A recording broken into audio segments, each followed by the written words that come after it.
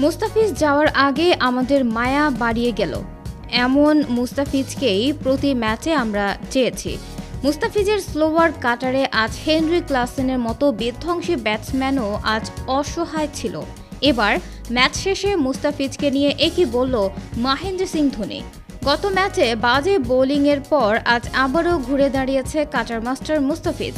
নিজের কাটার, স্লোয়ার আর দুর্দান্ত বাউন্সে ভরকে দিয়েছেন হায়দ্রাবাদের ব্যাটারদের। আজ প্রথম ব্যাট করতে নেমে 212 রানের সংগ্রহ পায় চেন্নাই। জবাবে বল করতে নেমে দারুণ শুরু করে চেন্নাই বোলাররা। ব্যতিক্রম ছিলেন না মুস্তাফিজও। 4 দিয়ে নিচের প্রথম বলটি শুরু করলেও বাকি বলগুলো ছিল চোখে লাগার মতো। আজ মাত্র 3টি ওভার করেছে মুস্তাফিজ। নিজের তৃতীয় ওভারে এসেই 2টি উইকেট নিয়ে দলকে জেতান মুস্তাফিজ। ম্যাচ শেষে মহেন্দ্র সিং ধোনি বলেন, ম্যাচে আমরা শুরু থেকেই এগিয়ে ছিলাম। আজ তুষার দেশপান্ডে দারুণ করেছে। মুস্তাফিজ তো সবসময় সেরা, তবে মুস্তাফিজকে দিয়ে আজ আমরা সবগুলো ওভার করাইনি। আমাদের লোকাল বোলাররা ভালো করেছিল। পাথিরানা মুস্তাফিজ আমাদের মূল বোলার, তারা যাতে ইনজুরিতে না পড়ে সেদিক খেয়াল করেও একটি করে ওভার কম করিয়েছি। তবে মুস্তাফিজ অসাধারণ ছিল।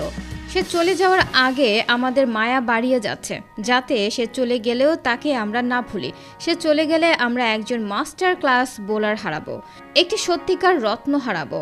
আজ 2টি উইকেট নিয়ে সে প্রমাণ করেছে তাকে কেন সবাই কাটার মাস্টার বলে। 1 ওভার আগেই সে ম্যাচটি জিতিয়ে দিল। এভাবেই মুস্তাফিজের প্রশংসা করছিল ধোনি।